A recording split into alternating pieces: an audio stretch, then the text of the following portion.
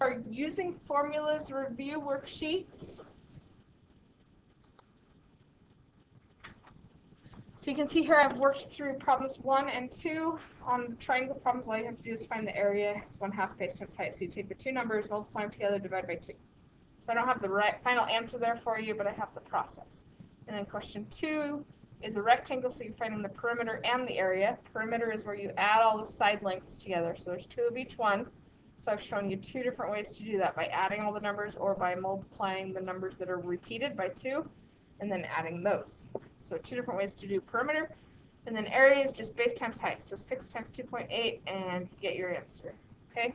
So 3 is a lot like problem 2 and 4 is a lot like problem 1. Try those on your own. Do those calculations for me.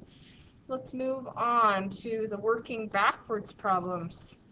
So when you're working backwards, that means instead of multiplying numbers together, you're going to end up doing some dividing.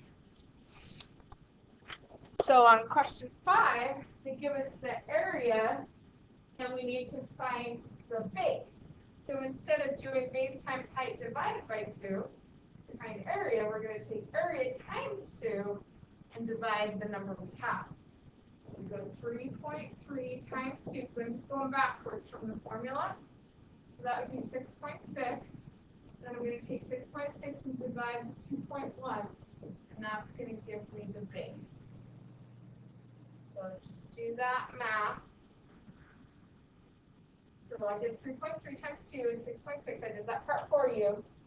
And then you just take the 6.6, divide the number that they give you right there for the height, 2.1, and that will give you the base. Okay, so that's how you do number 5 and number 8, because those are both triangles.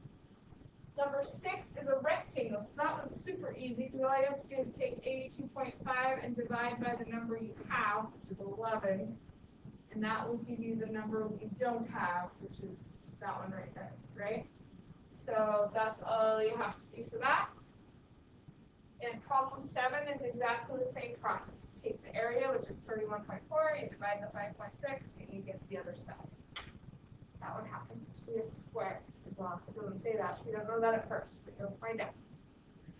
Okay, so those are the working backwards problems. So 5 is a triangle, so 5 and 8 are similar, just different numbers, and 6 is a rectangle, so 6 and 7 are similar. All you have to do on those is divide. Okay, now at the bottom, number 9, we have a little story problem. You're ordering new carpet for your bedroom that measures 12 feet by 15 feet. How many square feet of carpet would you need? So finding carpet is an area problem. If our bedroom is 12 by 15, we're just going to multiply those two numbers together, and that will tell us the number of square feet of carpet. When you're answering these questions in Canvas, you don't need to put the units of measurement, just put the numbers. That's the way I have to set the questions. Okay, any questions on the working backwards or on this little story problem? Area? Okay, moving forward, let's look at volume. Volume is just length. Sorry, get this off the blue screen. There we go. Okay, so volume is just length times width times height. Well, look, there's a whole bunch more than 3 numbers there. That's because they've labeled a bunch of the sides. We just need to use them each once. So there's like a width, a height, and maybe a length or something there. So they're all 7s, but we just need to use 3 of those 7s. So we're just going to multiply 7 times 7 times 7 and get our answer for our volume. And that will be in cubic miles. Then number 11, again, they've given us way too much information. We've got 11s here and here because they're both the same length, so we just need that one once. And then we've got a 3 here, but that will be the same length here and here and here. So I don't know why they listed that one once and not like a million times like they did the other. Right? And then we've got the width with 5, and it's listed 2 places here. It doesn't matter which 5 we're to use. We're just multiplying those 3 numbers together. So 11 times 3 times 5, and that will give us our answer for that volume. Okay, so those are pretty easy. Just multiplying the 3 numbers together. It doesn't even make you go backwards and divide it all. All right, so we've done all of our perimeter, area, volume problems. Let's go to the back where we look at Pythagorean Theorem.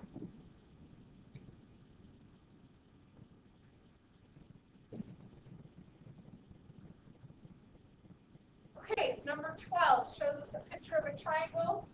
We have a leg that we don't know, x. We have another leg that we do know, 7.5, and we have a hypotenuse, which is 12. So when we do problems like this with the hypotenuse, remember we're using the formula a squared plus b squared equals c squared. But because of that, sometimes we're solving for a leg, sometimes we're solving for a hypotenuse. So if we're solving for a leg, it might be b, for example. We would actually take our c squared and subtract our a squared to the other side. And then to solve for b, because that would technically be b squared, we then have to square root that whole thing. So that will help you with this problem right here. And it will also help you with this problem right here when they give you a and c, you plug those in, but you need to find b, right? Or the other thing we can do with that formula is find c, and when we're finding c, it's c squared. So that means we would have to square root the a squared plus b squared to find the answer. So that goes with a problem like this one, where we know the legs, but we don't know the hypotenuse. So when we're finding a leg, we subtract its square root. When we're finding a hypotenuse, we add its square root. And don't forget to square those numbers first. So number 12, we're going to go the square root of 12 squared minus 7.5 squared. Those are the numbers they gave us. You can just do that whole thing in a calculator and not write anything else down if you don't want to. But I'm going to go ahead and find these intermediate calculations in between, if I can find where I put my calculator. So 12 squared is 144, and 7.5 squared is, wait for it, 56.25. So then if I subtract those two numbers, 144 minus 56.25, I get 87.75. And then I square root that number. And my answer, I'm supposed to round my answers to the nearest tenth, that's one decimal place. That would be 9.4. Look, I gave you an actual answer. I haven't done that at all so far. I've just told you how to find the answers. I'm not giving you an actual answer. Okay? So this problem is going to be the same process. So I helped you with number 12. See if you can do number 15 on your own. Okay, let's look at number 13. So 13, we're going to go ahead and plug our numbers in, square them, and add them together. So it's the same exact process that we did in problem 12. It's just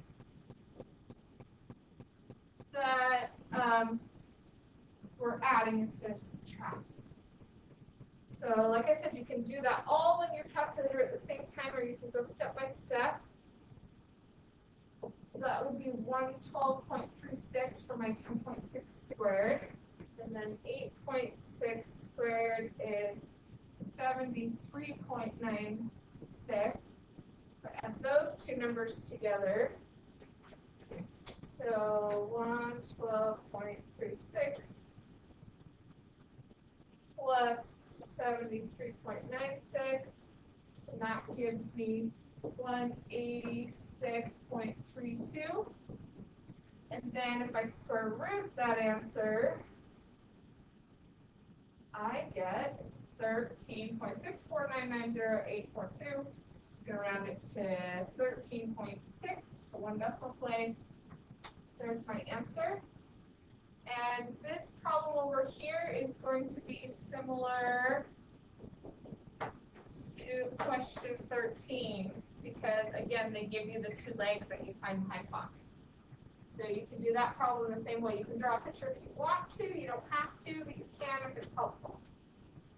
Okay, I'm going to now go through the three hardest problems.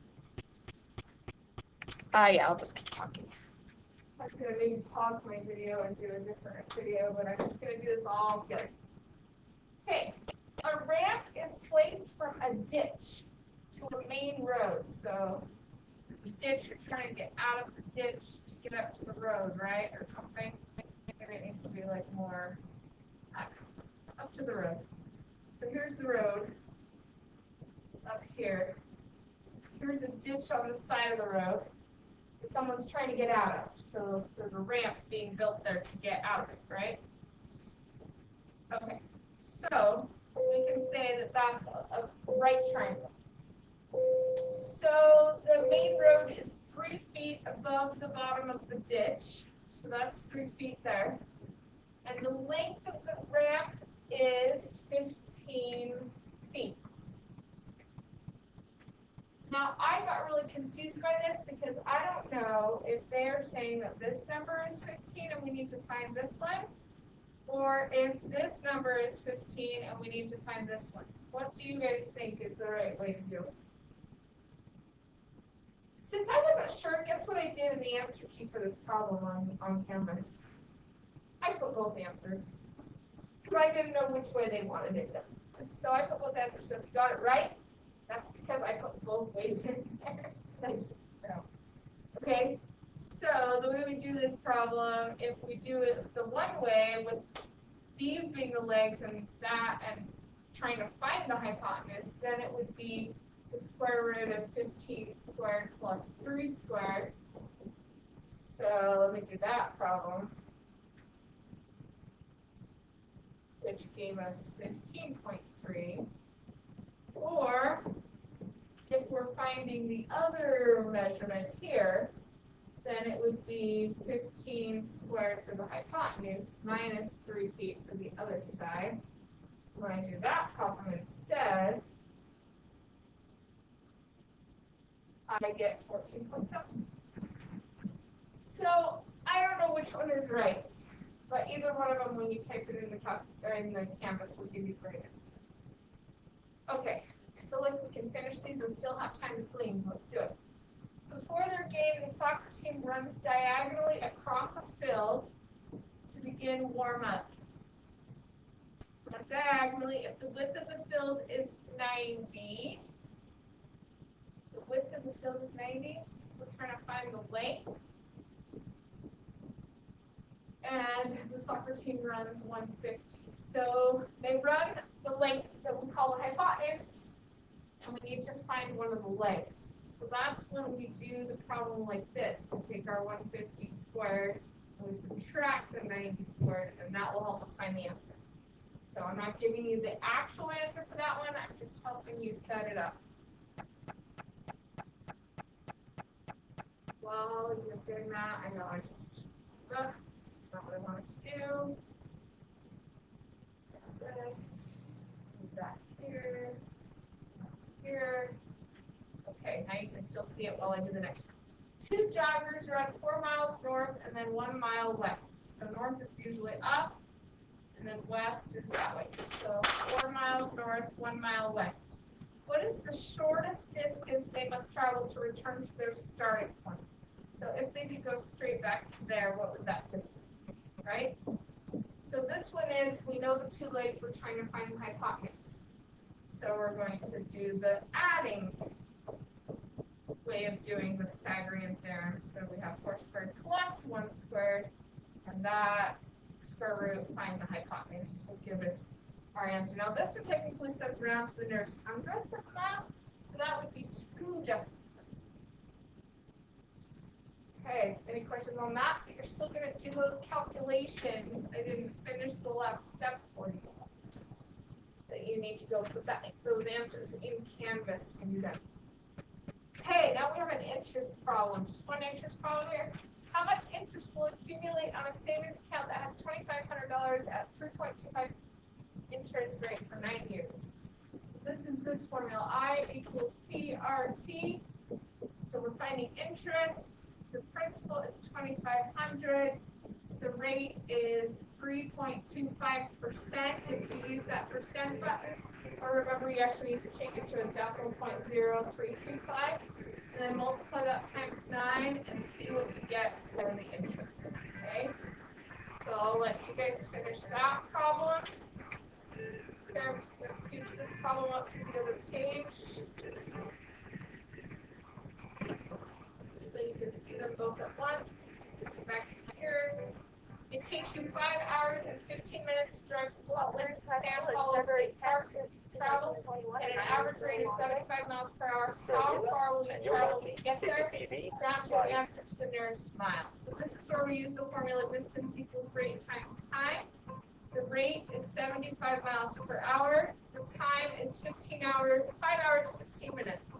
So remember that there's 60 minutes in an hour, so 5 hours, 15 minutes, we would take our 15 and divide it by 60, and that gives us a quarter of an hour.